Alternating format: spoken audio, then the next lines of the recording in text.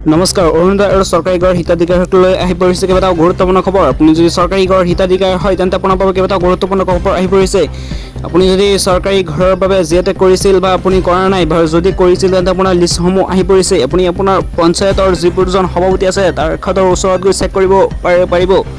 আৰু আপুনি যদি কৰা নাই তেন্তে আপোনাৰ ডকুমেণ্টছবোৰ ৰেডি কৰি ৰাখক, কিয়নো চৰকাৰী ঘৰৰ পঞ্জীয়নবোৰ খুলি দিব। কিয়নো মুখ্যমন্ত্ৰী হিমন্ত বিশ্ব শৰ্মাই কৈছে পৰৱৰ্তী 5 বছৰত 15 লাখৰ অধিক ঘৰ দিব বুলি মন্তব্য কৰিছে অসমৰ মুখ্যমন্ত্ৰী হিমন্ত বিশ্ব শৰ্মাই। ডাঙৰ মন্তব্য কৰিছে চৰকাৰী ঘৰক লৈ। আপোনাৰ জিঅ'টেক কৰিছিল যদি তেন্তে আপোনাৰ ঘৰৰ প্ৰথমটো কিস্তি কেতিয়া সোমাব, এই বিষয়লৈ বহুতে প্ৰশ্ন কৰি আছে।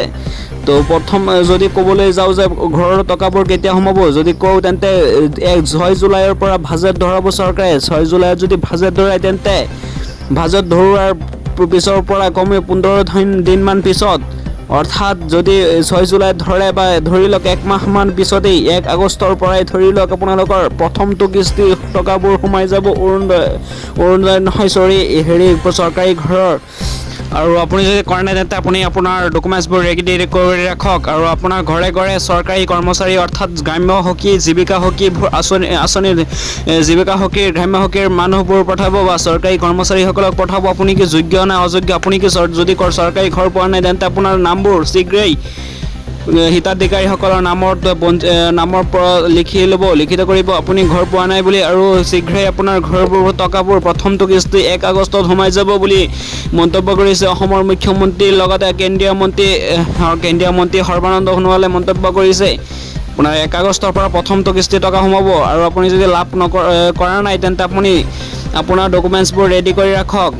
দিবলৈছোঁ অৰুণোদয়লৈ কেইবাটাও গুৰুত্বপূৰ্ণ খবৰ। আপুনি অৰুণোদয় আঁচনিৰ 3000 টকালৈকে লাভ কৰিব, অৰ্থাৎ যিবোৰ মাহৰ টকাবোৰ বন্ধ হৈ আছে, অৰ্থাৎ যিবোৰ মানে 2 বা 3 মাহৰ টকা একেলগে সোমাই যাব বহুতৰে একাউণ্টত। কিন্তু এতিয়াৰ পৰা নতুন নিয়ম সলনি কৰিছে অসমৰ মুখ্যমন্ত্ৰী হিমন্ত বিশ্ব শৰ্মাই কৈছে যে যিসকলে আগতে টকা পাইছিল, অৰ্থাৎ তেখেতসকলৰ পৰা নতুনকৈ বাছনি কৰা হ'ব যিসকল যোগ্য আৰু অযোগ্য আছে, অৰ্থাৎ যিসকল ধনী শ্ৰেণীৰ অন্তৰ্গত পৰে তেখেতসকলে নামৰ পৰা কৰ্তন কৰা হ'ব বুলি মন্তব্য কৰিছে অসমৰ মুখ্যমন্ত্ৰী হিমন্ত বিশ্ব শৰ্মাই। আৰু কৈছে যে যিজন যোগ্য অৰ্থাৎ যিজন দৰিদ্ৰ সীমাৰেখাৰ অন্তৰ্গত পৰে তেখেতসকলৰ নামবোৰ ৰাখিব। আৰু অন্যথা যিসকলে ধনী শ্ৰেণীৰ অন্তৰ্গত পৰে তেখেতসকলৰ নামবোৰ কৰ্তন কৰা হ'ব অৰুণোদয় আঁচনিৰ হিতাধিকাৰীৰ পৰা।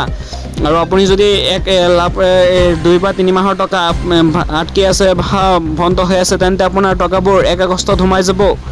কিয়নো 6 জুলাইত বাজেট ধৰাব চৰকাৰে। বাজেট ধৰোৱাৰ পিছত সেই টকাবোৰ দিব আপোনাৰ একাউণ্টত। কিন্তু আপোনাৰ একাউণ্টত আপুনি এইটোৱে কৰি লওক কাম, আপোনাৰ একাউণ্টত DBT লিংকবোৰ কৰি লওক। যদি DBT লিংক নকৰে তেন্তে আপোনাৰ একাউণ্টত টকাবোৰ নোসোমাব।